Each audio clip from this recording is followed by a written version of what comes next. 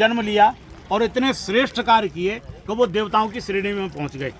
माने श्रेष्ठ कार्य किए, परोपकार किए, पुण्य के काम किए और पुण्य के कामों के प्रभाव से वो देवताओं की श्रेणी में पहुंच गए, या राक्षस भी बन गए हों, क्योंकि राक्षस भी देवताओं की श्रेणी के ही होते हैं, तो राक्षस बन गए हों, यक्ष बन गए हों, कोई नाग की योनि में पहुंच गए हों, कोई गंधर्व की योनि में पहुंच गए हों, कोई पिशाच बन गए हों, कोई गुह्यक बन गए हों, कोई सिद्ध महापुरुष संत बन गए हों, कूष्मांडास तरवा खगा, कोई बेल बन गए हों, कोई लता पत्ता बन गए हों, कोई खग माने पशु पक्षी बन गए हों, जलेचरा भूनिलया वायव्य धारा से जंतवा, कोई जल में रहने वाले जीव जंतु बन गए हों, भूमि पर रेंगने वाले कोई कीट पतंग बन गए हों, वायव्य धारा से जंतवा, कोई वायु में उड़ने वाले जीव जंतु बन गए हों, उन सभी को मैं ये गंगा जल, तिल से मिश्रित ये गंगा जल दे रहा हूँ, इससे वो तृप्त होकर के और मुझे आशीर्वाद प्रदान करें, मेरे कुल में सभी संपन्न हों। इस भाव के साथ आप अंगोछा को इधर कर लीजिए, दूसरे को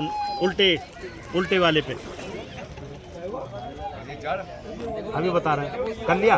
और कुशा को सीधा कर लीजिए, कुशा को सीधा, और आगे को ऐसे करके जैसे सूर्य को अर्घ्य देते हैं ना, ऐसे जल गिराते रहेंगे।